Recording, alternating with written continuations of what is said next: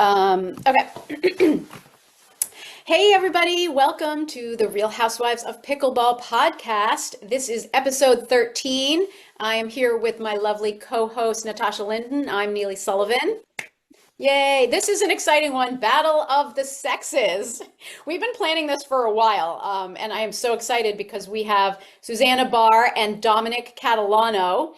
And they're up in the next part of the podcast. This is a sort of part one where we're setting things up. So Tosh, I don't know if you remember the original Battle of the Sexes when that term was coined.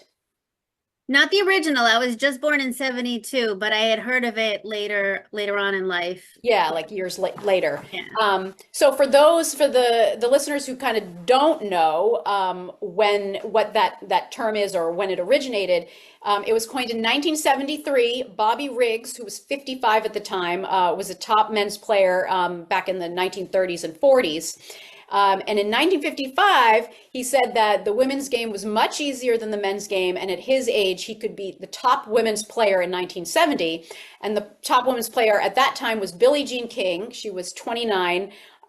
She had previously rejected, I guess Bobby Riggs had challenged her to play, and she had previously rejected that challenge, but then she became an advocate for equality and equal pay and all that stuff. And so she accepted it after hearing his remarks and was determined to prove him wrong.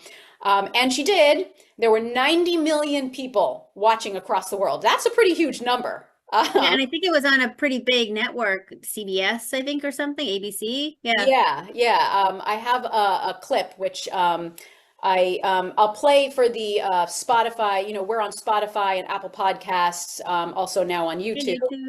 Yeah, and I'll play that clip for those who want to hear it on our Spotify version. I'll edit it in after the fact. But she did defeat Bobby Riggs, and she was, 20 years younger. But I guess it was a big win. And there is a modern day battle of the sexes. Nick Kyrgios, how do you pronounce his last name? Kyrgios? Kyrgios. The G is silent. Yeah. Okay. He is going to play Aryna Sabalenka. They're scheduled to play a modern Battle of the Sexes exhibition match in January 2026 in Hong Kong. Yeah, that's legit. That's coming up. Yeah. Yeah, I'm excited, but it's a little different. There's different court dimensions and rules that will be implemented to account for the natural differences between men's and women's tennis. There's been a lot of excitement, a lot of trash talking. Sabalenka has expressed determination to kick his ass and represent women's sport, while Kyrgios is confident he will win with ease. What are your predictions, Tosh? I mean, all in all, I'm just predicting a lot of fun and laughs to be had for both men and women. That is such a Tosh answer. Yeah.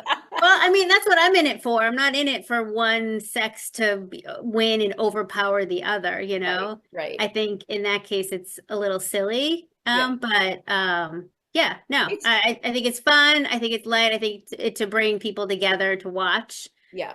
Will be really good. Yeah, I think it's right. It is all in good fun, and maybe there's like some charitable cause that's associated with it. I don't know. But I think, like I was saying to you earlier, it's like for charity, for good fun. I get it. I understand. But if women are trying to prove a point that like they're bigger, faster, stronger than men, like that's just not really the case. So part of me is like, what are you trying to prove? What are women trying to prove? I mean, there's just natural differences between the genders.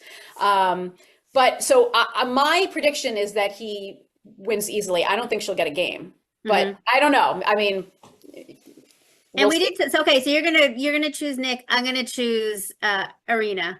To win? Yeah. Oh, interesting. But like you were saying, didn't Serena Williams go on some late night talk show host and say that she couldn't get a game off the top player in collegiate Division I tennis? She said she wouldn't be able to get a game. Yeah. So but remember, I did mention that I'm gonna say that Sabalenka will take it because I'm thinking that her team will find a strategy for her to be able to play against Nick and to execute. Maybe. I mean, the different court dimensions, that does change things a little bit, but I'm still predicting a Kyrgios win. But Neely's for the power, I'm for the smarts, the strategy. minds. Yeah. But it does, yeah, I guess the point of this podcast is really about bringing men and women together in understanding and to help each other understand the different perspectives that men come into the sport with, that women come into the pickleball sport with. Mhm. Um, and to, yeah, again, to help us understand one another, because a lot of times there is misunderstandings. Men and women communicate differently. It's hard to find a opposite sex partner you gel with. What do you look for? And Susannah and Dominic were fantastic. I mean, they gave so many great tips, advice for finding partners that you're going to gel with, and just really interesting perspectives on mixed doubles. What were some of your takeaways and thoughts about the interview? Yeah, absolutely. I mean, I think Dominic had mentioned about the patience for women in mixed. That was pretty big. And the pressure, we talked a lot about the pressure and the tension that builds up in mixed for mostly for women. And I know I will say for myself, and how to sit with it. And we talked about how pressure is a privilege, right? As Billie Jean King had so thoughtfully said at one time. And I think all in all, yeah, it just gives you some really good takeaways to then practice with your partner. And we're hoping that you really enjoy this show so much that you actually comment, you share this post, this podcast with your friends and even with your partners, right? Especially your women's doubles partner or your mixed doubles partner, and have it open a conversation up with them. Yeah, With you. and then to close out the show, we have our first ever Real Housewives of Pickleball Battle of the Sexes quiz. Yeah. Maybe it'll be an annual thing. Next year we'll have, I don't know, another man and woman guest on for that. But you'll have to tune in to see who's the big winner. I'll say I didn't want to be in the hot seat there because there were a lot of questions that I didn't even know. Yeah, I know. I was quizzing my husband, and there were like, yeah, a lot he didn't know, and then for me, I were a lot I wouldn't have known. So Yeah, yeah, I was happy to be on the other side of that. yeah, it was a lot of fun, and Yeah, it sure was. Susannah well, Barr and Dominic were a lot of fun to have on the show. So thank you so much to them. we'll see you on the other side with their interview. Yeah, enjoy the show. All right, on the pod today, we have two well-known names in the world of pickleball. Susannah Barr is a top touring pro, gold medal winner on the APP Tour, a coach and a co-owner of the Flying Pickle. Is that in Idaho? Yes, yep, Yeah. it's in Boise. But Boise, Idaho. we have franchises opening up all around the country. Oh, I didn't know Nice. that. How did you come up with the Flying Pickle? Oh, it was not me. I do have two co-founders, and there was a lot of debate over the name. And it's pretty tricky because like we definitely had a name we liked, but somebody already owned like the URLs. And we tried forever to try to find them and buy them, and and it never worked. And it was actually one of our co-founders' wife who came up with the name. And at first, like myself and the other pickleball player involved were kind of like, well, I don't know, it's kind of cheesy. But then it really sticks. And then once we saw the logo, it really worked. And now it's catchy, it's fun. Yeah, it grows on you. Yeah. It Yeah, grows on you. I agree. And we also have Dominic Catalano with us. He's an APP commentator, analyst, and coach. And both of you, from what I heard, are spearheading the future of collegiate pickleball with the collegiate series. Yeah, we both. Congratulations and on all of your success, and welcome to the Real Housewives of Pickleball. I don't know. I'm outnumbered here, so I'm a little nervous. Oh, you have no idea what's coming. We got a quiz and everything for you guys later. All in good fun. All in good Yes. fun. Under the name of the theme, Battle of the Sexes. Yep. So to set up, well, first let me ask both of you. I'm sure you remember or are familiar with the original Battle of the Sexes, where the term has been coined from Billie Jean King playing Bobby Riggs in 1973. Yep, 100%. So Yeah. did you guys follow along? Well, first of all, like Susannah, you're 47. Yes. Okay, you're my age. By the way, I meant to say, Susannah, you're like my idol because just before we get into all the battle of the sexes stuff, you're 47, you're still kicking ass on the pro tour. Yes. And in my fantasy head, my fantasy brain, I like to think that if I could dedicate myself to pickleball, where I'm like drilling every day and coaching and analyzing, that I could be where you are. That's just my fantasy. That's my fantasy. No, here's the best thing. So we went to this little like street fair last night, and they had like a pop-up what would you call it? You're Like getting a into this already? basketball gosh. hoops little game thing, right? So of course we're like, okay, we got to go do this, right? And so we do it once and we tie. Uh-huh. Like exactly tie. 1 minute and we both come out and scored 83. Like Yeah. we're tied. I'm like, oh my gosh, really? We're doing this again. Yeah, so we do it again, and a minute later, the Yes. results. She had 109 and I had 99. Yeah. Self power. I was You always know. really good at those pop shot the games. And so, he was pretty upset. And I said, hey, I am a professional athlete. Mhm. Like, you can't be upset losing to me. That's right. That's It right. was so bad. I was so mad for about 4 minutes. Like I was really mad. Well, To be this fair. this is exactly what we're going to get into, this type of stuff. He did play college basketball. So, I mean, Yeah. Okay, And I'm like, well- it made me upset. And I'm like, I turned and looked at her score. I'm like, really? 109? I'm like looking, is there someone else shooting too? Like, was she doubling up? Nope. She beat me fair and square. That's amazing. All right. Well done, Susannah. Very proud of you for that. So to set up the battle of the sexes, our whole conversation for today, we thought this question would be a good starting point. So I'm going to ask you both the same question, and we'll start with Susannah. What do you like and dislike about playing mixed doubles, and then the same for gender doubles? Ooh, interesting. So I love mixed doubles. Mm-hmm. And I like it because I feel like there's actually more strategy involved.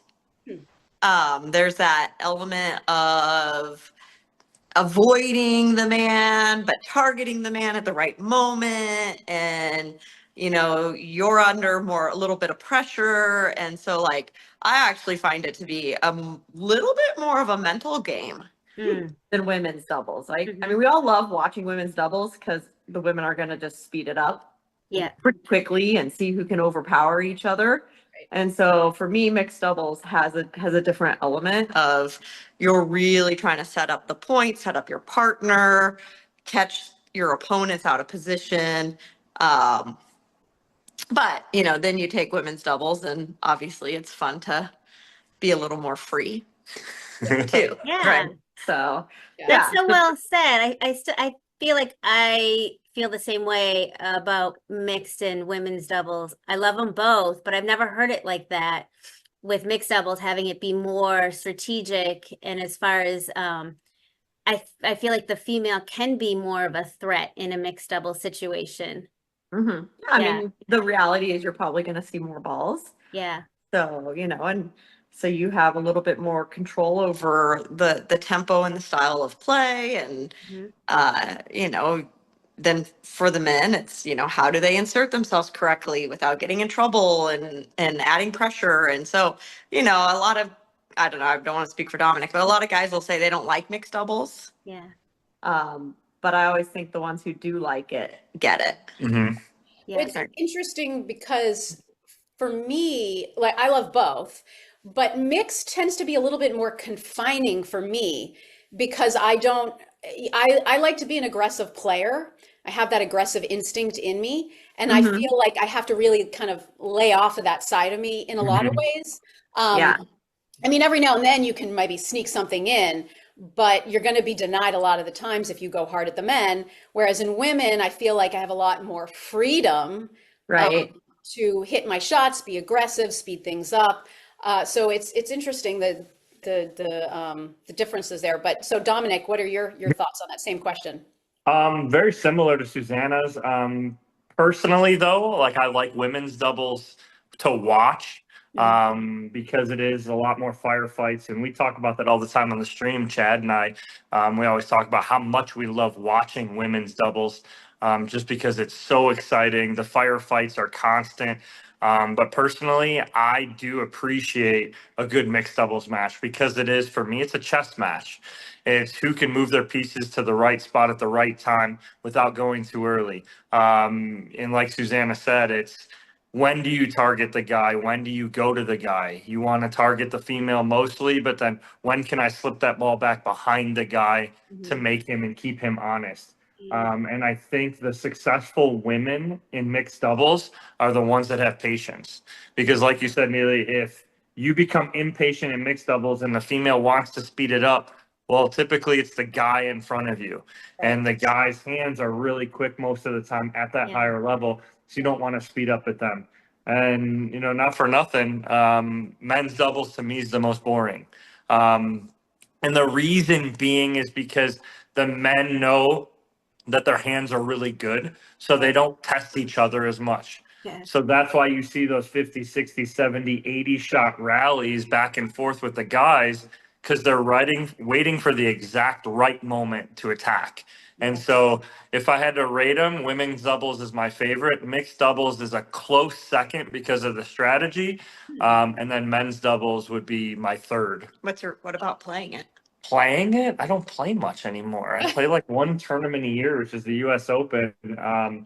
But I prefer to play men's doubles, just because I like that. Mixed doubles, I don't get as big. I don't move as well anymore. So I understand that I can't cover as much ground in mixed doubles. So I can't get involved. So men's doubles, I would prefer. Right, right. I'm just quickly curious. What would you think about? I mean, there's not a ton of lefty players, but like, so let's say for a righty, because obviously the woman always plays left, right, and the man always plays left. But then the woman is across from the man. So what if you could get like a guy on the right with just like a stellar backhand in the middle, and then the women are across from each other on the left? So I think there's a lot of lefty men out there, Okay. especially at the pro level. Yeah. I feel like there are certain tournaments that all I do are play lefty men. Like it's crazy. There's a lot. And so it does change the dynamic a little bit. You know, and now it's okay. Now I have to still try to get behind the guy, but by pulling them into the middle, Right. like letting them creep over closer, Right. and then really trying to burn them more out wide. Got it. Yeah. And then, yeah, I mean, we can try to, you know, probably speed up. You will see in that situation, the women speeding up at each other probably a little more than you would in a traditional cross court type of battle. I typically think lefty righty mixed doubles is the worst. I think in either combination, I think a lefty girl and a righty guy, or a lefty guy and a righty girl, I think is the worst combination, because the men want to play big in the middle. Yeah. Either it's the lefty or the righty guy wants to play big in the middle. Right. And yet that's the woman's strength, is the forehand. And you're taking it pretty much away from her. And so I think the righty lefty combo, either way, righty lefty male, righty lefty female, is a bad combo. And I think that's where you don't see a lot of righty lefty gold medalists in general when it comes to mixed doubles. You don't see that combo being very successful. Huh. Right. Okay. Interesting. Yeah, I never thought of it. Unless you find a female who is a steady backboard, right? On their backhand. Right. Yeah. Right. I guess the question for you is it more nowadays that players are more all court, so they have forehand, backhand, right? All the options available. Yeah, I think you're seeing a lot more players be more well-rounded rather than I'm a right side specialist or I can only play the left side. I think especially for me on the women's double side of things, I think the women who play straight up, so who don't stack a lot of times and just play straight up, one, I think it shows a balance of the team, and two, it gives your opponents different looks constantly. So like I'll use the example when, you know, Susannah plays with Bobby Oshiro.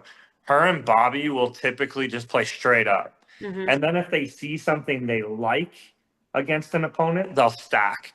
But when they start a tournament, they go straight up, and they are very comfortable with that because both Susannah and Bobby are both comfortable on the right and the left. So I think those are the teams that have the most success, are the ones that are most balanced and can play both of those sides. Interesting. Yeah. Yeah. That's so interesting because like I see it like sort of the opposite is that if I only have my side to focus on, I know my Mhm. role, I can perfect my role.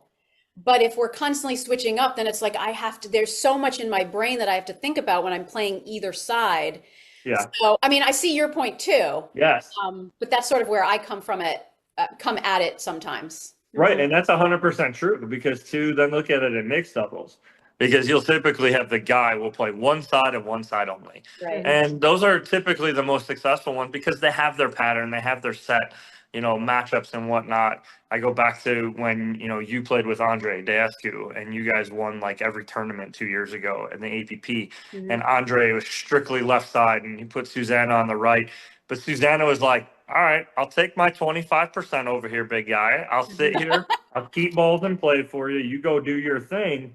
But Susannah knew what her role was. Right. But then also it gave her the freedom to, when a ball came up on her side or her 25%, she was comfortable speeding up and knowing that he's there in the middle to clean anything up. And so, Yeah. yes, I think there's both ways to look at it, when it comes down to it.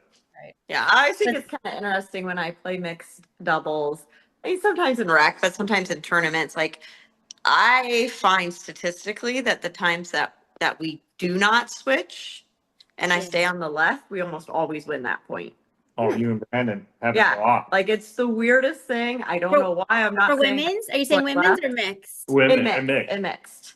Okay. And it happened. I was practicing with we have a little state championship thing going on. So I was practicing with my team on Sunday, and same thing. When my partner and I did not switch, we like won every single point. And so, I think now again, I wouldn't do it all the time because they're gonna get used to that then, right? And then Yeah. they're gonna be like, okay, well, the guy's not normally on the right. He's not as comfortable with his backhand in the middle. But I think throwing it in once in a while, if you're comfortable, like I'm comfortable being on the left, and if I have Yeah. a partner who has a good backhand to cover that middle, especially if they have like a one-handed backhand, I think those are the guys that can sometimes play that right and get involved still. Yeah. It can really, kind of throw that dynamic and just give you a different look when you need to change things up. Yeah. Oh, that's clever. And I will say in the rec level, I've played before where a guy has told me to play left, because he knows that that's not his strength. Mhm. And I loved that. Like, it was like, yeah, man, like I'm Really? Well, I've never had that experience. on the rec level. I don't know who you're playing with, but I did do it in a tournament. There's a player that I play with, or I had played with for a while, and we were able to play straight up. And then, use the stacking when we needed to, or when we wanted to, or when we saw something. I think it's That's more the fun. confusing for them because they're like, okay, we're used to targeting the woman on the right. Right. Now she's on the left. But it's Right. not- We're all confusing them. but we don't have a lefty on the right. So it's Yeah. like, do It we is go confusing. middle? Like it is. And so that's what you're- I wouldn't do it all the time, but I think having that Yeah. ability once in a while, especially if you're a little slower like I am on that stack and on that switch, it can be a useful Yes. little. that is unwinding the stack. That I've found is it gets me in trouble a lot of times. So it is helpful sometimes to just play it straight, especially if they have super powerful drives and serves. But Right. I wanted to move. So we've been talking about playing, what we like to do, what we like about mixed, what we like about gender doubles when playing. So let's now talk about the coaching side of things, okay? Because it's my experience, and Tosh, you and I were talking about this the other day, that men tend to not want to listen to women giving pickleball advice. Here we go. I see the smiles and hear the laughs. Whereas women, I think women are a little bit more open to listening. Now, obviously, like as a 5'2"-ish player myself, if I'm playing with like a 3-0 player, the guy's going to listen to me if I, offer advice or whatever. But if I'm with anyone 4 or 5 or above, for instance, I don't feel in general that they're interested in listening to my ideas. And it's more often them trying to kind of like coach me. And so there's a feeling of it's like a lack of give and take sometimes. Mhm. And it could be because I was talking to you, Tosh, about this.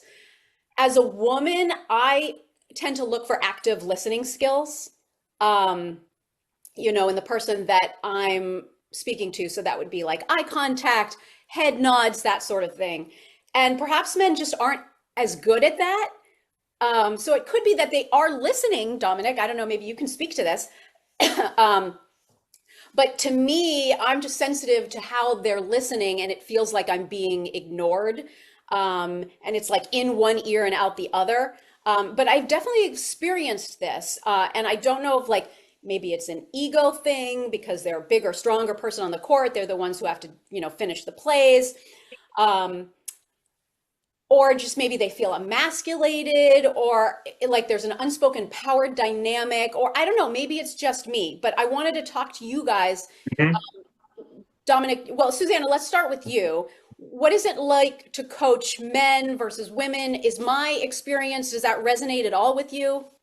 Yeah, I mean, absolutely. I would say, when we get to the 4-0 plus players, I get way fewer male requests for Mhm. coaching than I do from women. When we do advanced clinics, there's definitely a lot more women who tend to sign up than Well, our men. last clinic that you two were here, it was all women. Eight amazing Yeah. 4 or 5 Yeah. plus We, women. and side Yeah. note, we still talk about that clinic to this day, everywhere we go with you 8 women. That was absolutely incredible. One of the best clinics we've ever had. So Yeah. But, but it varies because I'll find those 4-5-5-0 men who will seek me out. And I'm always a little bit like, oh, you want to work with me? Like, I love it. Yeah. But it always surprises me when it happens just a little bit. Like we actually have a 4-5-4 men group coming in November from all around the country. And they've reached out to me and, they're all, and I actually I do video reviews and I tend to get more men wanting video reviews. Okay. Really? So I don't know if that's because I'm, analyzing their game rather than actually hitting with them on court. I'm not really sure, but Yeah. it is something I think about from time to time. And I would say definitely like I have more out of town men want to come work than local men. Okay. So But I don't you think think it would be beneficial too? Because like for mixed, by speaking with you and working with you, they can get the perspective of the woman on the court. Here's what I'm thinking. Here's what I'm having to deal with. Right. I would think it would be to their benefit to work with a female coach at times. I think so. I mean, I think it is probably a different perspective. And I know on the local side, the 4-5s, lower 5-0s, whatever, all think they can beat me anyways, right? So they're not necessarily gonna, I hate to say that, but they're not gonna want to take a lesson from me to Right. some degree. And I understand that. They all think they can beat Ben Johns too. So I mean, let's be fair there. Okay. But I've actually spoken to a couple of my mixed partners before on that kind of where I've said, okay, I'm seeing 75+% of the balls. So when I say I want something or I want a certain pattern or I want you to do a certain thing, Yes. I think you should probably listen to me. Right. And do they? Like, have you found that you bump up to, like, is there a little bit of this or they? No. I mean, but again, like I've been playing long enough that I'm going to say that to the ones that I feel like will listen. Right. Right. Right. And if I feel like somebody is not interested in hearing from me, I probably won't necessarily say something, but I've definitely, and I believe it, like in mixed doubles, the woman sees the majority of the points. They're the ones seeing the court. Yeah. And, that's probably why the men don't like it as much. Their role is a little bit more, specific, get involved, cause Yeah. trouble, put the ball away. Yeah. And so I'm like, if I see something happening or if I'm in trouble and I feel like you can help out, like you should probably listen. Yes. And so, I think what you're saying about, especially if you're wanting to learn mixed doubles, to learn it from, a good mixed doubles women player could probably be really beneficial to a lot of men. And also just how do they make that team successful? What kind of attitude, energy, all of those things are going to be beneficial to playing with a woman on the court. Susannah, when you do coach men, do you coach men differently than you coach women, or is it pretty much just the same? No, I mean, there's a few differences, right? And you've got to read it, right? So some women I find, are going to be more open to talking about some of the mental side of things, the pressure that they feel, the expectations that they have, right? Where some of them, there are some men who do want to talk about that as well, but a lot of them want to just more hit, play, put it into games. Yeah. And so, the skill sets are similar, Mhm. right? I mean, there's certain shots you're going to work on maybe with the men more than the women, and certain shots you're like for women, like I want them to have a really aggressive, strong third shot. Yeah. I'm like, if you're going to play mixed doubles, I want you to be taking most of those thirds and for that guy to be up poaching. Right. Right. And so I'm like, you need to work on this third until it is, golden. And then for the men, it's like working with them to understand, don't come all the way over in front of her. Let her hit it. You go up. Right. Yeah. Right. Put Right. pressure, right? Like let's use our size, our strengths, our speeds.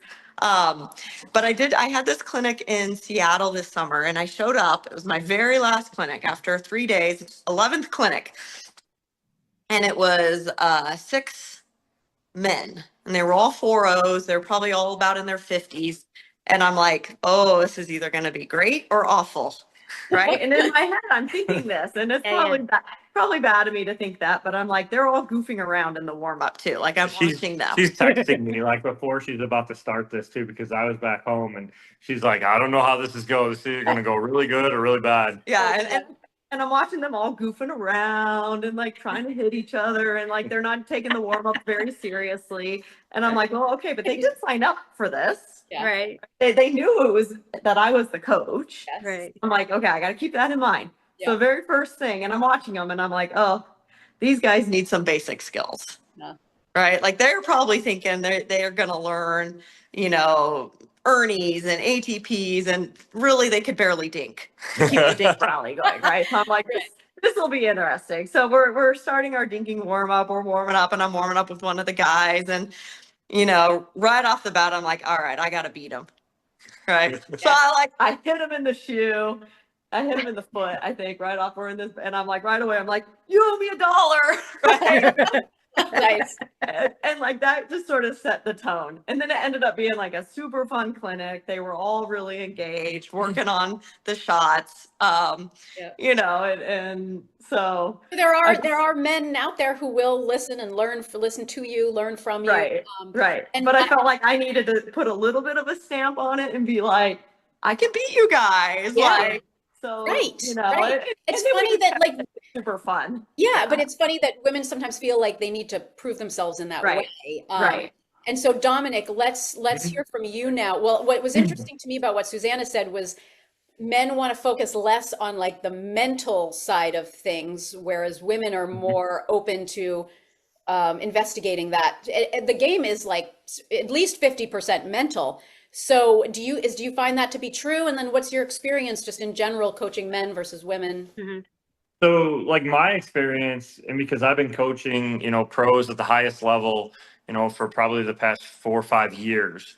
And I've had lots of pros on tour reach out to me, hey, we're in the same town. Can we get a couple hours, get a couple days together, this and that? And I'll say it's about 90% of the women pros who will approach me and want to get work in. And I think they're looking for a little more, right? I think a lot of the guys, and I still think we're at the infancy of professional coaching. I still think a lot of the guys on tour think they have all the answers. They don't have the I don't want to say mentality, but they still think that they can figure things out on their own. A lot of the women have earlier on said, hey, I need some coaching. I think that comes from a lot of them were coached in college, right? They come from tennis or another sport, and they understand the game has changed and coaching is necessary. And so, started off with, I was working with Tina Pisnick and, Tammy Emmerich and Shelby Bates, Hannah Blatt, a lot of pros that are on tour now that I've gotten hours and hours and hours on court with. The guys that I've worked with, I've worked with Martin Emmerich. I've worked with, Yates Johnson, just talking, with the guys that I work with really do want that mental approach. They want that, what do I need to do in this situation? What am I doing? They're a lot less on the technique and things like that. They, to me, were the ones who were like, oh, I need this, what do I need to do here? What's my approach with this? How do I handle, playing in mixed doubles with the female? What are my approaches I need to do with my female partner? Because I think that's a big thing. And I see that as a big difference. And I'm going to call it out from pro mixed doubles to senior pro mixed doubles. Nothing personal. The senior pro guys need to lighten up and let the females play a little more. They still think they're senior pros, and they put that pro word in front of the senior pros, and they still think they move like a 20-year-old. Right. And they don't. And they need to accept the fact sometimes that they don't move as well as they did when they were in their 20s and 30s, and allow some of the females to play a little more and get involved, when they need to. So I've seen a lot of that. But going back and forth, majority of the pros I have coached have been on the women's side of things, and I think they're much quicker to say, "Hey, I need some work with something. Let's get on court with it." Just recent, like as of yesterday, we have Karen Coaches, who's one of the top senior pro females, and then Madalena Gregoriou, who also lives in Jacksonville. They're going to come stay with Susannah and I in between Mesa and USAP Nationals and train with us for 4 days. But they both reached out to me. I've worked with Karen a couple times already. Madalena's already said she wanted to get some work in, and it worked out perfectly that they're both going to come here. So we've seen a little more of that on the female side of things. Dominic, do you liken that to like men who, the old joke about men won't stop to ask for directions? Like, is it like a similar thing? Exactly what I was thinking. To a point, but look at the most successful men and women on tour. They have coaches. Yeah. They have someone they work with. Like they have someone in their corner. The game has changed. You can't just go out and play some rec play and then expect to compete, on the pro tour over the weekend. You need to go out and you need to drill. You need to have someone who is an outside kind of source. And what I mean by outside source, I mean outside the court.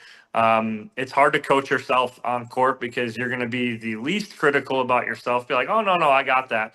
Or you're going to be super critical where you think you're not doing anything right. So there's got to be that balance. And the balance comes from someone whose eyes are off the court.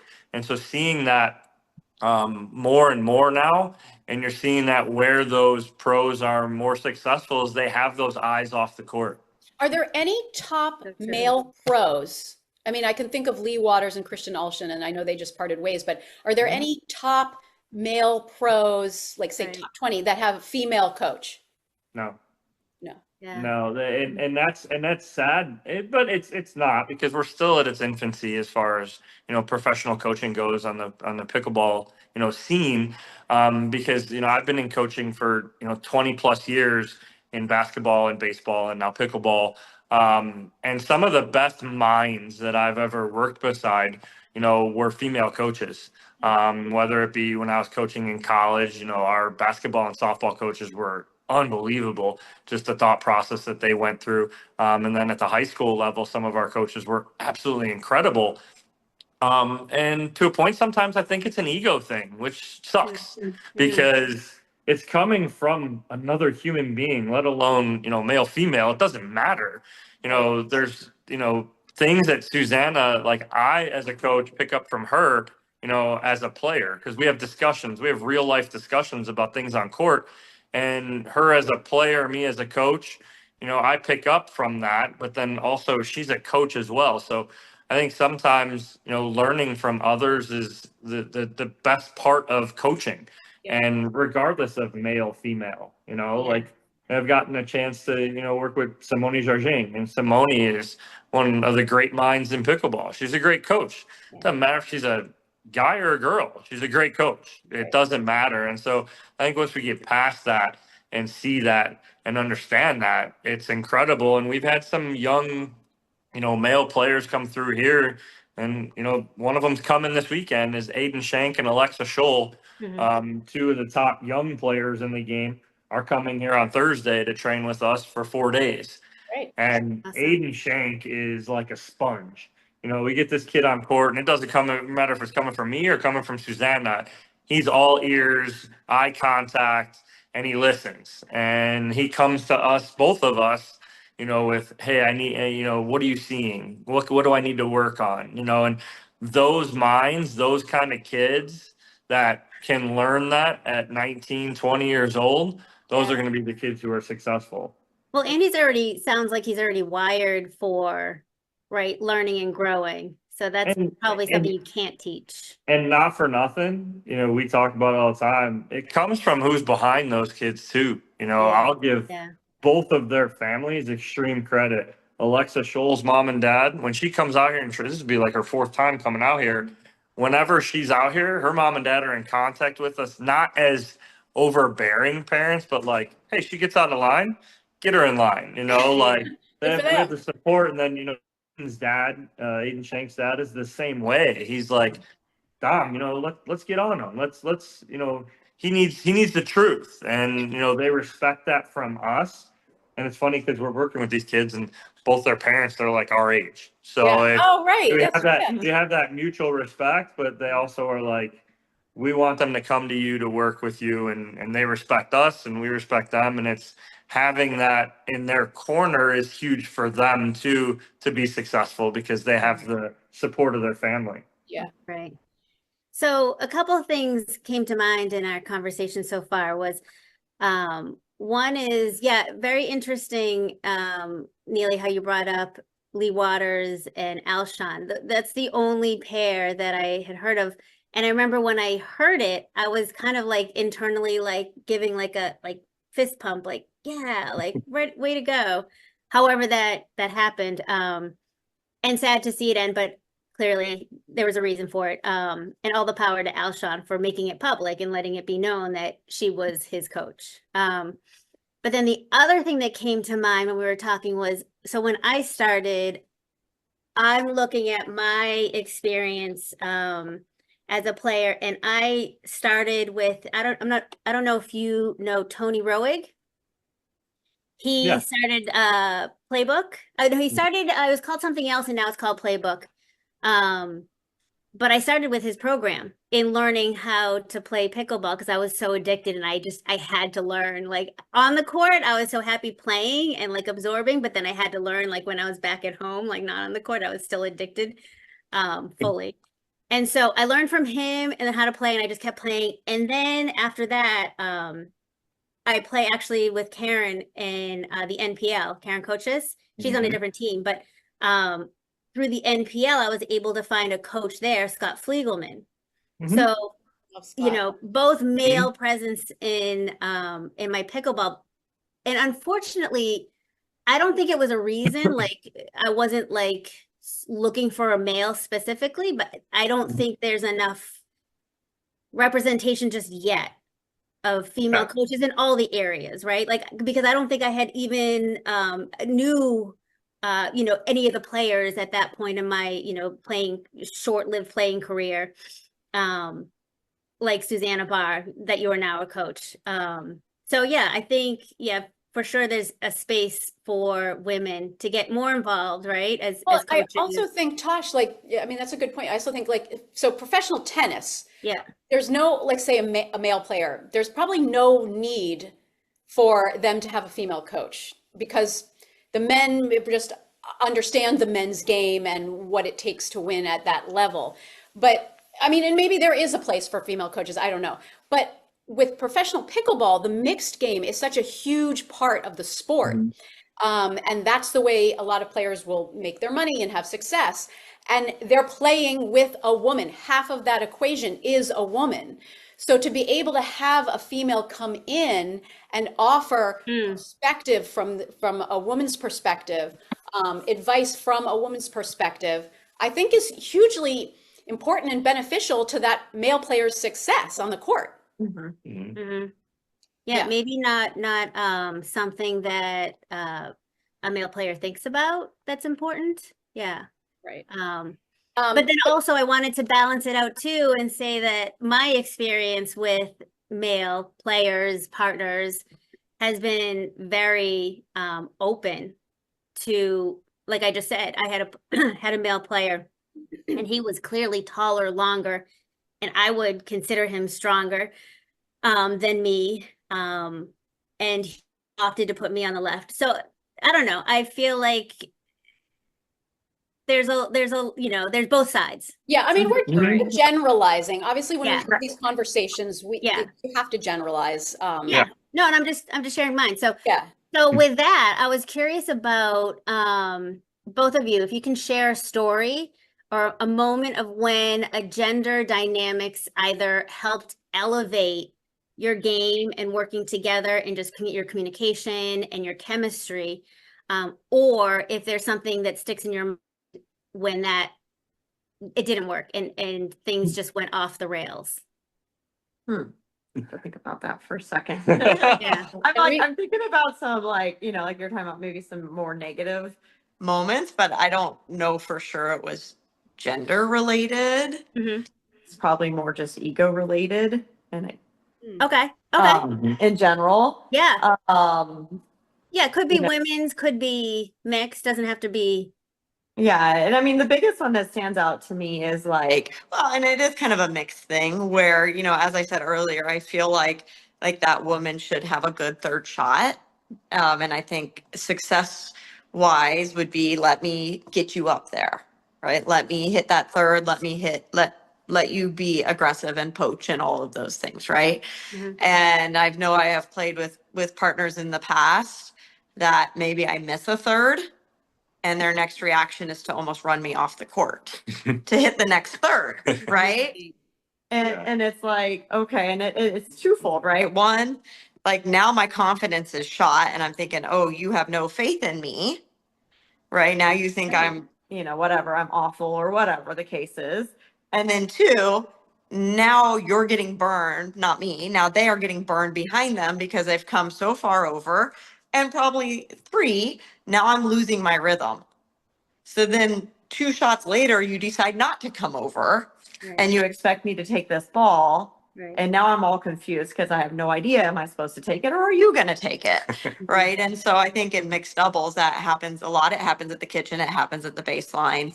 I can think for me, the third shot one is kind of the funniest one when I think about it later on. It's not so funny in the moment, but literally you're pushing me all the way off at the baseline. Right. Come take a third. When I missed 1/3 that didn't even cost us a point, and I hit 8 other thirds. So, right? okay, well, so what Dominic, then what is because obviously in mixed, I'm so used to this as well, the men come over. So what is because I remember having a discussion with a guy player years ago about this. I'm like, well, if your strength is at the line, let me get you up there and let me take it, because then you can just go. And I mean, again, it's all about trust. If you trust your partner's third, then you can go. If you don't, then you're going to have to stay back anyways. But I mean, I guess what is the rationale then to both of you for the man crossing over that center line to take those forehand thirds? So I'm okay with it if they're going to drive it, and especially if they're going to drive it at the girl in front of them. And potentially crash off their own drive. If that ball is, say, more middle, maybe bounces up higher, things like that. Because, and some of it's just partner specific, like my drive is not as strong as most of the men I play with. Right. And also even the angle, right? If they can come get that with their forehand and drive it at the woman in front of them, it's a shorter distance than me driving at cross court necessarily, right? But as soon as it is a deeper ball, even if it's on the midline, if it's deep, if it's not going to bounce up as high, Mhm. like, and we're already caught back, I would much rather take it and have them be poaching and putting pressure Mhm. and applying pressure. Even if I'm taking it with my backhand, like I don't mind my backhand drop from the middle of the court because I feel like that's still going to be stronger than us both being stuck back, Right, right, you right. know, is for them to go up. Yeah. But what do you think? I mean, it varies for me too. And I look at it more from like the kitchen line where you see the females going at each other a lot more, right? And they're in a rhythm where they're going 5, 10, 15, 20 shots in a row. And you always see the guy come over like right in front of the female and he'll take a ball and he won't do much with it. For me, I don't mind that on the longer rallies because all the guy's trying to do right there is get a touch in and literally just trying to say, okay, I got a ball. Okay, now I'm back in my rhythm. When they just sit and just watch and watch and watch and don't get a touch in, I think that hurts them almost worse. But what I don't like is when the guy will step in and then he steps in and he tries to do something at the other guy that's right in front of the female. And now he tries to do something and then he ends up getting lit up or he gets his partner lit up because he's trying to do too much. Yeah. So there's a fine line of when to go, what to do with that. Like I said, like I don't mind that guy stepping in front. But then when he takes that ball, I'd like to have him take that ball back with him, meaning bring it back with him, go back to that female, and then see if he can get a mistake off of that. It's just changing that pace up, but then also kind of getting him in a rhythm and getting him a touch every once in a while. So I don't mind it at all. And I think everyone always sees, and they always use that, the example, Ben John's playing mixed doubles and he constantly steps in front. And they're like, well, he's not doing anything with it. Well, physically, he's not because he's not winning the point on that ball, but he's staying in a rhythm. And that's his biggest thing is he wants to stay in rhythm and doesn't want to get out of rhythm and not touch a ball for, 25, 30 shots. And then he hasn't touched the ball. And then once he gets one, now he's out of rhythm. So I think it's a rhythm thing and a timing thing. That is so Right. fascinating to me. I've never thought of it like that, but like when I do think about playing just doubles pickleball in general, and your partner is getting targeted, and you're just sitting there like, "Ah, it's never coming to me. I know you can't get in a rhythm, and then it does come to you, and you're out of rhythm. Right. You try to do too much because you haven't seen a ball. That makes perfect sense to me. So Yeah, and I think, and you're exactly right, Neely, is it can happen in any gender. It can happen in men's, women's, mixed. great. And it's just about getting a touch in, right? Yes.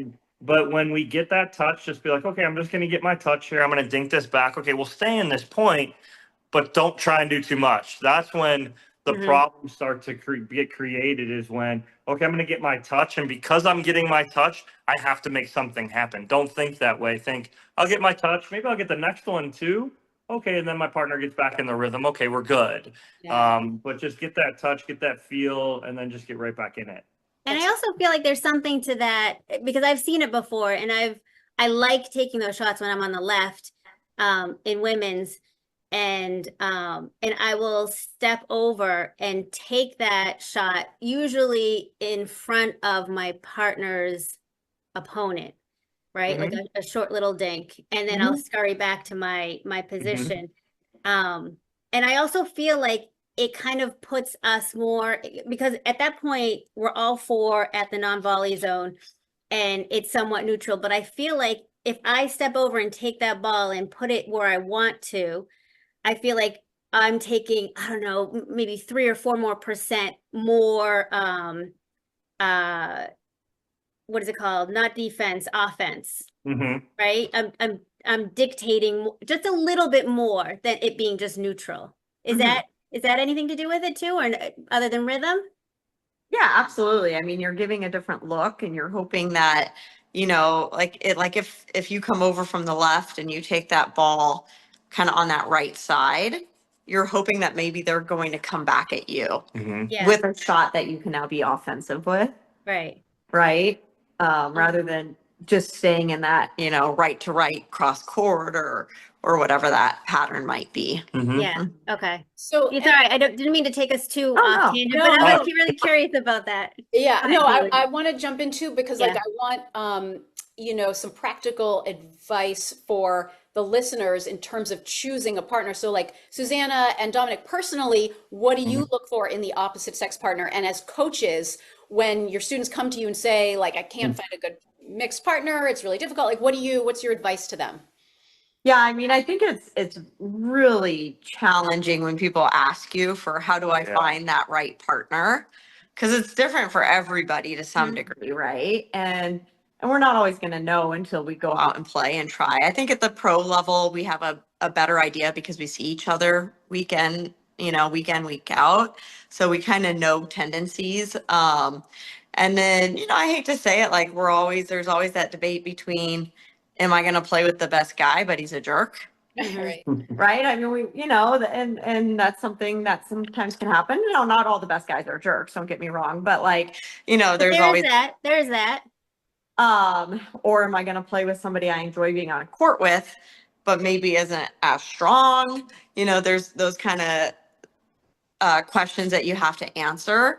But I do think like when you're looking at mixed doubles as the woman, I think looking for a partner who complements your game style, right, is always important. If if you prefer a more patient game style, are they going to be able to be more patient with you? If you need somebody to be more aggressive, are they that aggressive player? If can't cover as much, can they cover more? Right? Those types of things come into play. But then, on that personality side, I think for myself, it's important to have somebody that isn't going to make me feel bad because I missed a ball. Right? Because I think that's probably, and those kind of, they're personal things, right? Like some players can miss a ball and not care. I might miss a ball and feel it a little bit more strongly or whatever. And especially if I feel like my partner now is upset with me or frustrated with me. So, definitely looking for someone that I can have some fun with. That's important. Can't forget the fun. Right? Exactly. But at the same time, I also want to make sure I have a partner that for me is going to fight. So I've also played with some partners where it's almost too fun. Yeah, right. Right. And I'm like, no, I am here to win. Right. Like I'm competitive. Just because we're down, 7-3 does not mean it's over. Right. Like I want to, and it's nice to have a partner that you can communicate with off the court as well. You can send clips of points or how, depending on how competitive you are, and be able to be like, okay, like I know with my current partner, like I have sent him some videos, like if I'm watching some matches, and I'll be like, hey, watch this guy. Look at this pattern he just set up. Look at where he put this ball. Right.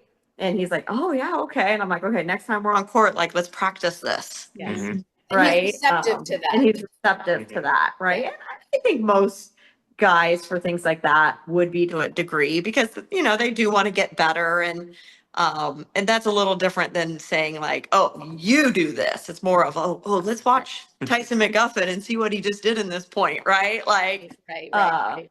I think it's a little easier way to approach a discussion. Anna, do you think that's a female thing when you said like, I feel bad if I miss a shot, I feel bad for, is that like, I mean, do men think like that, Dominic, or are they just not even there? Is that a...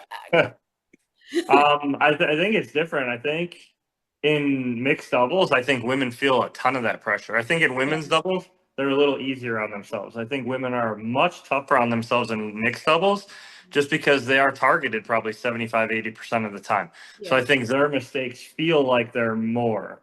When in all actuality, I don't think they should be. I think because if you do percentage of shots received and mistakes, I think it's going to be a higher percentage of mistakes made in women's doubles, percentage wise, and as opposed to number of shots received and mistakes in mixed doubles, because you're receiving much more and making a mistake, but you're receiving much less in women's and making a mistake. So I think it's a mentality thing. But going back to like, I think the most important thing, I think for, pairings is one, gameplay or game style, And then I think, personality Yeah. is a big part of it, because you can have two conflicting personalities, but they're the two best players in the world, and it's just terrible. I mean, let's look at, and I go back to all-star teams, right? Like, put together an all-star team for any sport, whether it's basketball, baseball, football, blah, blah, blah. More than likely, they're not going to be the best team. Because you have personalities, you have egos, you have, I'm the best, I should be doing this, I'm the best, I should be doing this. The one example of that was successful was the Dream Team in 1992 for basketball. But you were talking about, you're talking about 12 players on that team, 11 of them are Hall of Famers. That could have easily been a disaster. Yeah. But they understood what the mission was and what the goal was at that time. You put those teams together now, they're not as successful. You look at, and I use the NBA and basketball, professional basketball as an example. The reason the rest of the world is caught up to the United States in basketball is because they put the emphasis on team. They put the emphasis on team on all those countries. They put egos aside. The United States, they finally had to do that and put egos aside, and they finally were successful in the last Olympics. But the prior Olympics, they weren't, because it was a bunch of egos coming together. I want the ball, I want the ball, I'm the best, I'm the best. Well, you have to be a team. And it doesn't change anything for pickleball. You can have the two best players in the world, and they could be totally terrible together because, well, I need to be on the left or I need to be on the left. And you got to put those egos aside to be successful. And I think the best guys in mixed doubles put that ego aside and say, hey, I got this strong girl next to me. Let's let her cook. Let's let her work. Right. And when she's working well, oh, that's just going to set me up even more. Right. Because then if she's hot, and now you got to go to one of the best guys in the world, oh, now you're in trouble, right? And so I think there's that balance. And I think that on the flip side, women, we can be hard on our mixed partners sometimes too, because I think sometimes we have this expectation that when they do see the ball, they should do something with it, or they should not come over and then get burned behind them. Like that they should be fast enough. They should be, and so I think, it goes both ways. Like no one is perfect in this situation. And, we also have to, as women, understand that our mixed players or our male partners might have some limitations and not expect them to be Ben Johns out there or whatever either. Right. But- But it's funny you say that because, like, Dominic's saying, well, yeah, obviously women tend to see the ball more in mix because they're being targeted. But I've always thought, like, I feel the pressure is on the guy because the guy is the one responsible for finishing the points mostly. Right. And so you do, like, to your point, Susannah, it is important to sort of have that grace, or that understanding of both sides have their different pressure points. Yeah. Right. And just to recap, the advice that we kind of populated from the two of you, which was, I think, spot on. One was finding someone who complements your game style.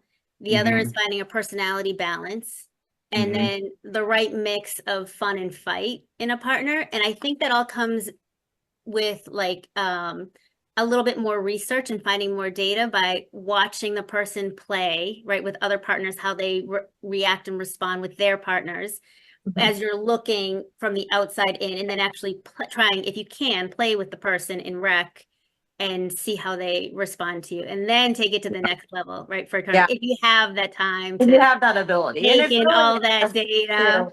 that you can take somebody from rec and then find out it's totally different in a tournament. Oh yeah. Right. I mean, that's definitely has happened to me as well. Yeah. That how do they handle pressure? Yeah. I mean, there's little things like that can get under our skin that I wish we were all just perfect, but like, okay, you're ready to get on court to warm up. Where are they? Yeah, Yeah. right. Right? Right. Like little tiny Simple. things like that can Yeah. can factor in as well as to how good is this partnership gonna be. Or you Like- just won and you want to Yeah. celebrate. Where's your partner? To Exactly, celebrate with. right. Like you're alone. Like, wait a minute. There's this one great I'm sure you all know Gabby Reese, volleyball player. Yeah. I listened to her podcast, and I can't remember what the conversation was about, but I remember her saying this specifically, and I've remembered it. where she says that when you're on a team, 1 and 1 can equal 1, or 1 and 1 can equal 2. It depends what you want, Mhm. right? Mhm.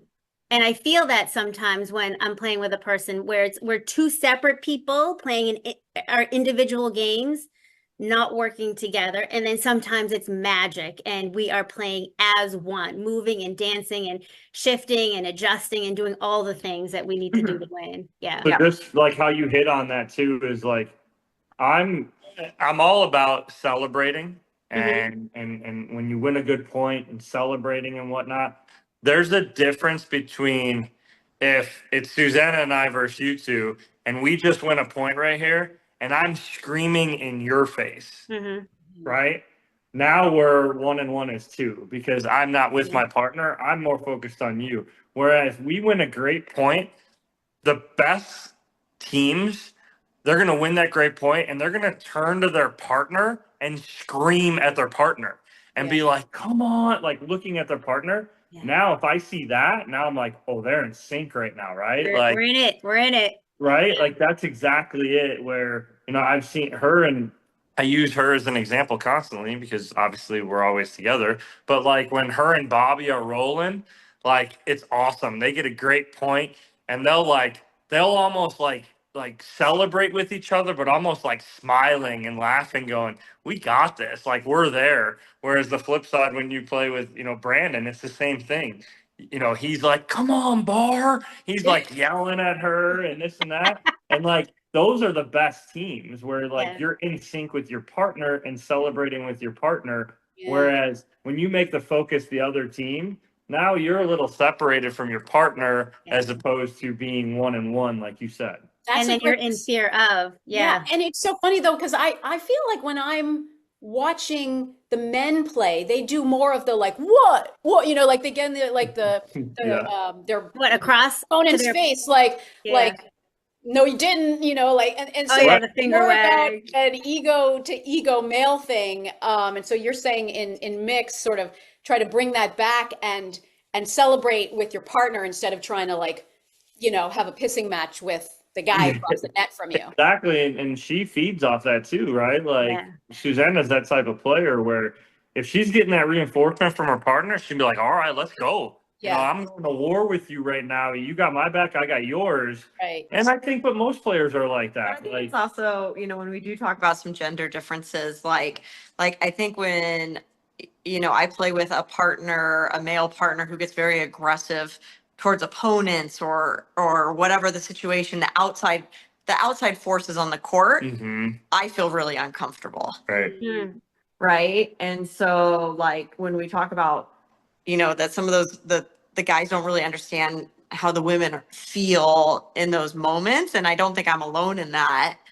Whereas like, I don't want that drama, like Yeah. on the court, off the court, whatever the case might be, and then if I'm Mhm. playing with a partner who is like overly chirpy. Now, if it's like friendly little banner, whatever, like normal stuff, it's a bad call and we're going to be like, hey, are you sure? Like whatever. But when it gets, there's a threshold. And when that gets passed, like as me as the mixed player, like I start to feel really uncomfortable. No, I'm not going to play my best. I'm a little bit like my own partner can stress me out in those moments. Right. And so, they might not understand that because maybe that's their normal MO or whatever. And, so having those kind of conversations too, I think would be useful. And for myself, like I probably would choose not to play with somebody who does cause a lot of drama on the court or wants to get super chirpy with opponents or whatever. Yeah, and Or one thing arguing. that, right. And one thing that we were talking about, that pressure that females, so our audience is mostly women, hence the Real Housewives of Pickleball, if you didn't catch on to that. But so for the women out there, and I'm taking this in for myself too, is when I feel the extra pressure in mixed, because that's just kind of the makeup of that that setup, for the male opponent on the other side to be pressuring and creating opportunities against me that, I will feel pressure. But when I feel that physical tension of that extra pressure, Like I need to know that I need to just take that in and like just relax into it because it's going to be there. And it's Mhm. a good pressure. It's kind of what's the game is made up of in mixed. So for the females out there, just if you're feeling the same way as me, know that mixed doubles, I think might even just bring, you know, tension to the game when you ever playing a tournament or rec play per se. Well, you hit on it too. You talk about you said it, 3 times at least in there is pressure, right? And what did Billie Jean King say?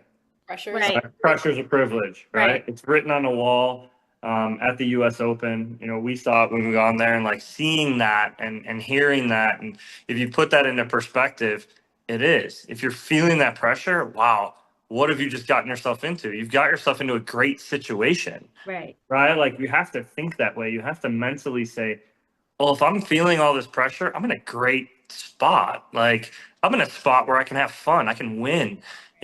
Don't think of it as a negative. Pressure is a privilege, and if you feel that way and put it into those terms, like you should be like, oh, great. Okay, relax. Like it's a privilege I'm here. It's Even an if I do, opportunity. right. It's an opportunity. Even if I do lose, all right, I was here. I was there. I got that opportunity.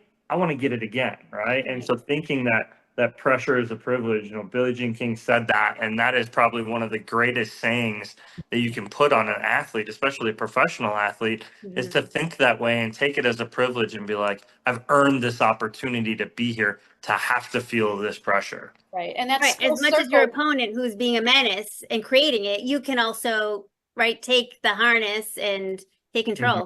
Yeah. And that's like sort of full circle back to Billie Jean King, where this whole discussion is about battle of the sexes.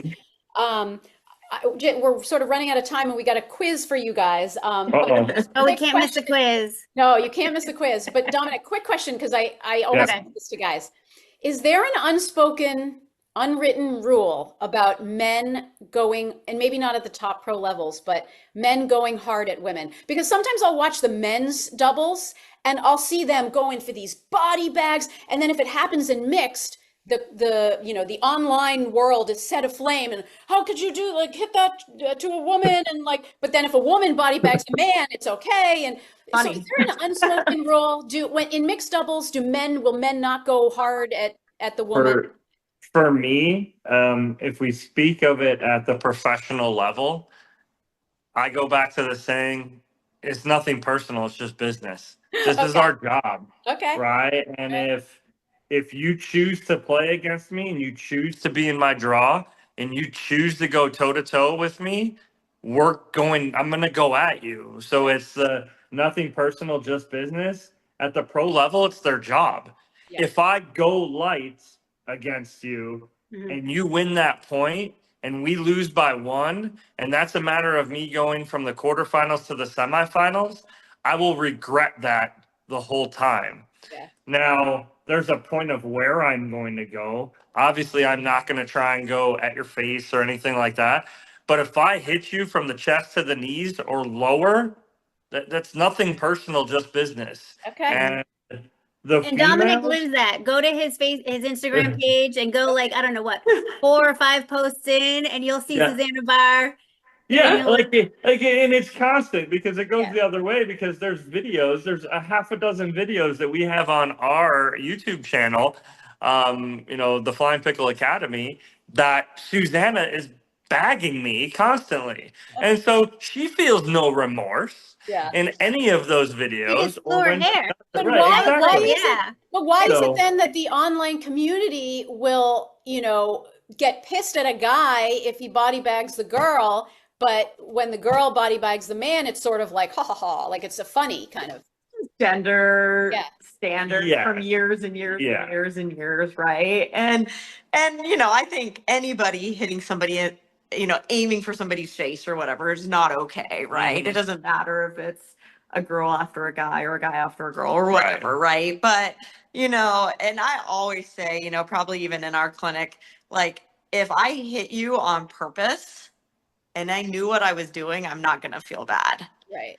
If it was just a wild swing and I had no idea where that ball was going, then that's the time to feel bad, right? So, if you're controlled and you're aiming and, you know what you're doing, like it's a good shot. And Yeah. it doesn't matter if it's a guy, like if a guy hits me, like, oh well, but I have been known to maybe turn around and act like I'm like a little bit, because I'll tell you what, Not against me. you can pull.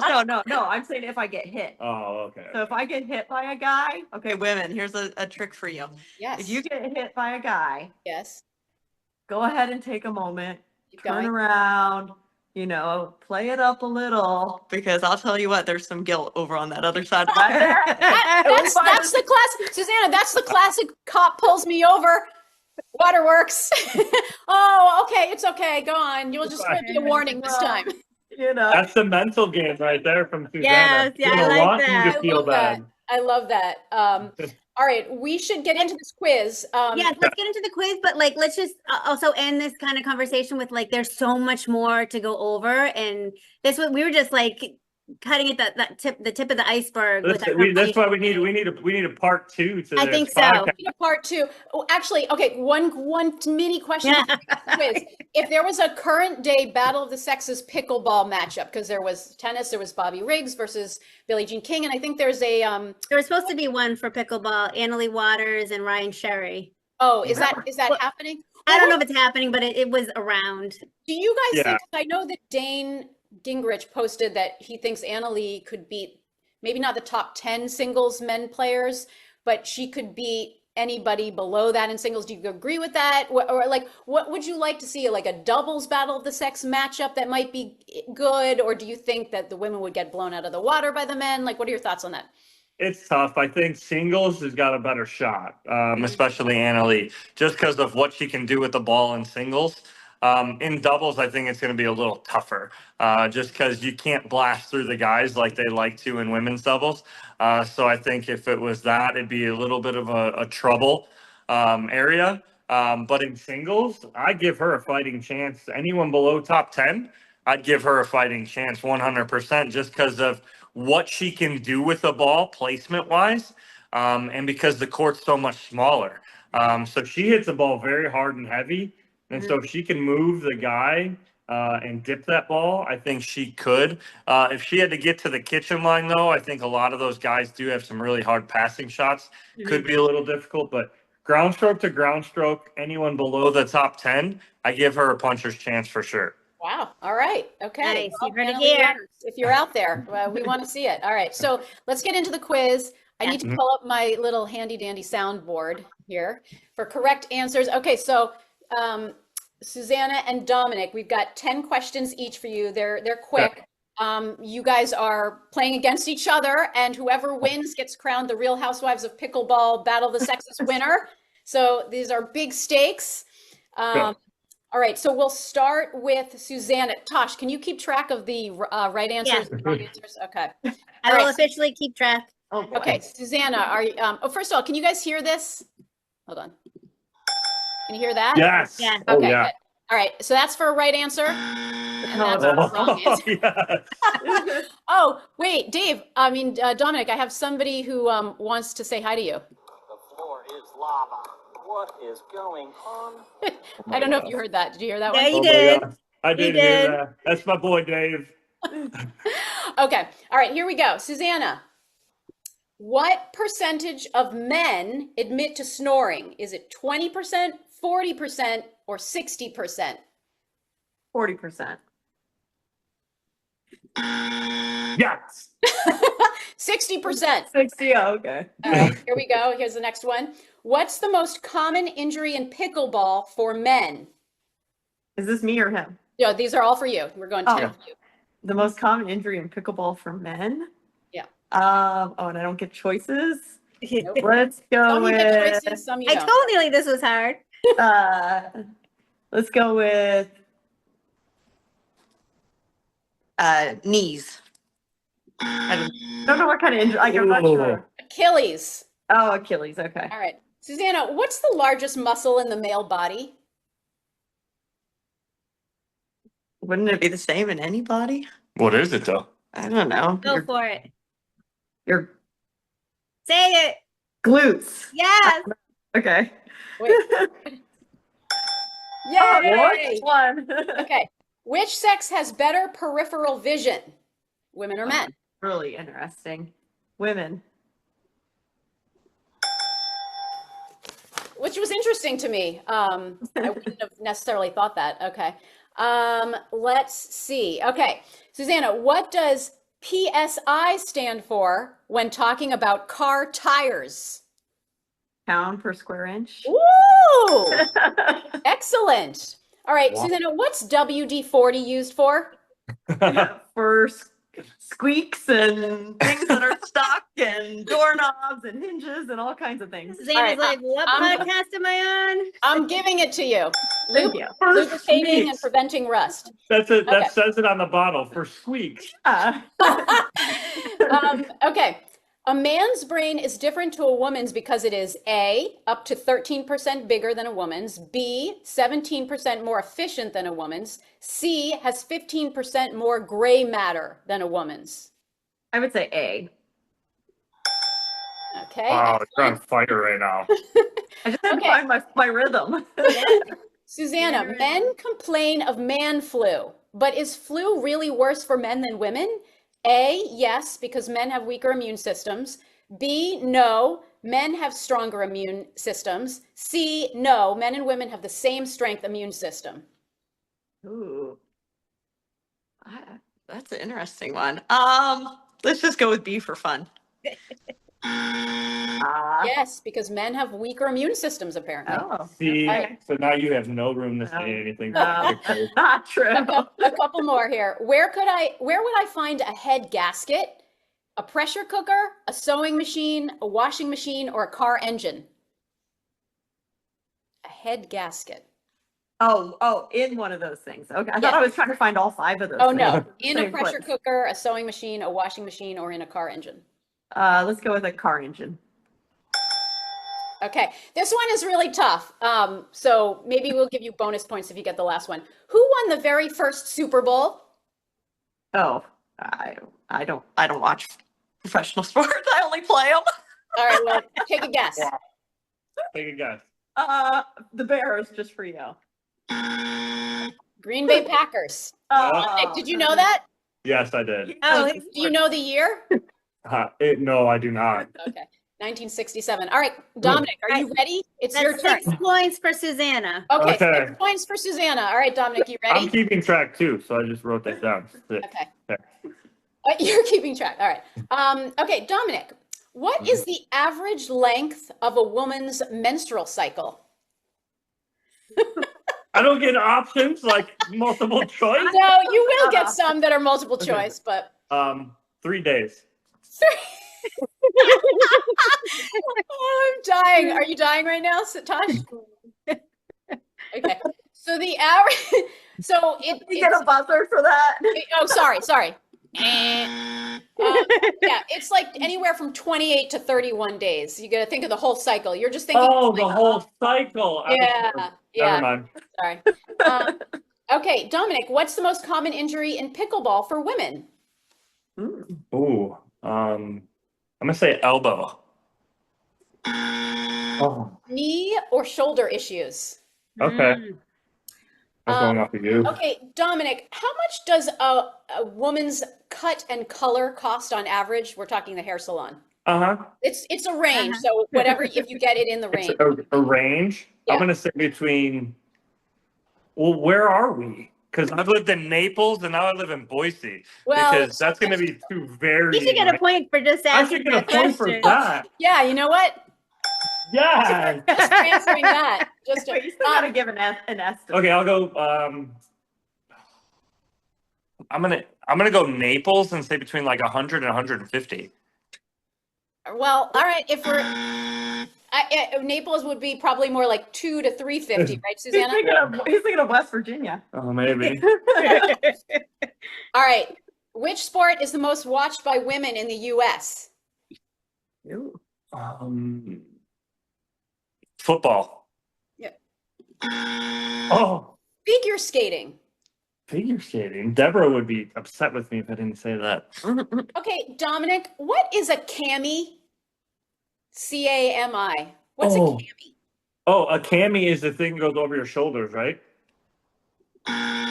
What? So close. It's a camisole, a thin sleeveless undershirt or top. Okay, Dominic, I want you to get, I know you're going to get this one. I'm pulling for you here.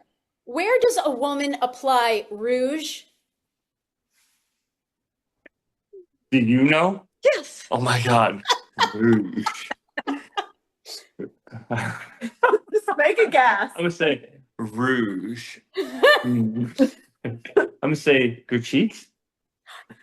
There you go. I got it. That's pretty Yeah. good. Okay, name the fourth character from this famous foursome.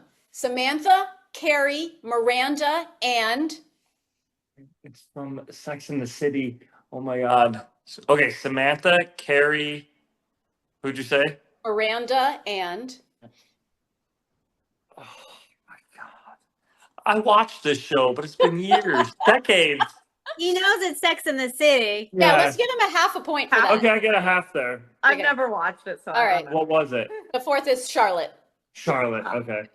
All right, Dominic, a few more here. Which birth control method implants 6 little rods into a woman's arm? Is that a cervical cap, a copper IUD, a Norplant, or Depo-Provera? C. Correct. Confident. Norplant. I taught health. Okay, which of the following comparisons of women versus men is false? Women are more sensitive to tastes and smells. Women's brains age more slowly. Women talk more in meetings or social gatherings, or women have better hearing. Which one of those is false? More sensitive. Oh, D. So you're saying women have better hearing is false? Yes. The false statement was women talk more in meetings or Or, social gatherings. yep. Oh man. All right, last one, Dominic. This is supposed to be a redemption tour, Dominic. Yeah. The average labor and childbirth takes how long? A, 4 to 6 hours, B, 10 to 12 hours, or C, 18 to 20 hours? Average? Yeah. I'm gonna go A, 4 to 6. Yeah. 10 to 12 hours. 10 to 12. I got 3.5 points. Okay, wait, hold on. Hold on. I gotta wait. I gotta find my Tosh. Wait, hold on. Let's announce the final score. Hold on.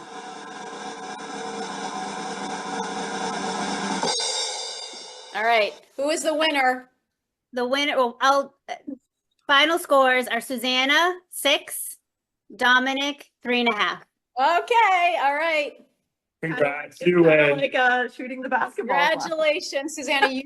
You are named the Real Housewives of Pickleball Battle of the Sexes winner.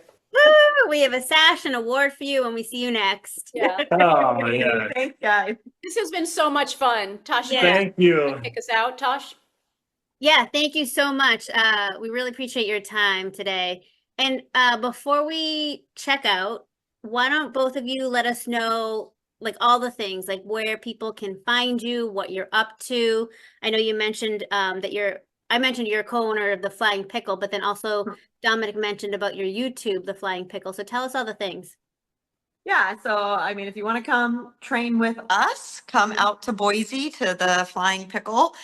We have quite a few different camps happening. We actually, you guys are in Massachusetts, I'm gonna right? let you take this and, Yeah. and sign us out. I have to Okay. jump on a Zoom call because Awesome. I'm for collegiate, collegiate. so I'll let you All right, take sounds this good. and you finish this Okay. out. Thank you, ladies, so much. I Bye, appreciate Dominic. it. Dominic. Thank you. But yeah, we've got 10 women from Jersey coming out next week Ooh. to train, so that's going to Exciting. be really fun. But we also have some camps happening, elsewhere as well. And then Flying Pickle Academy is our YouTube channel. We have a lot of exciting things happening with that, including a online community platform that's in the works. Mhm. Great. And then on top of that, our social media is Susannah Barr PB for myself. I can hear him talking there on his phone call. And then Dominic has his own Instagram as well. So those are both places to kind of stay up to date with all of our happenings. Great. Awesome. Yep. And Neely and I are testimonies. We were at one of your clinics when you came to Boston. I mean, we were so lucky to have not only one, but two of you on the court with us, and it was phenomenal. We had a lot of good That was takeaways. It was a great time. Yeah. Still incorporating a lot of those things that I took away from that clinic still today. So awesome. Thank you so much for being here. you. Have a great rest of your day. We'll talk Sorry. soon. Bye, guys. Bye-bye. Bye.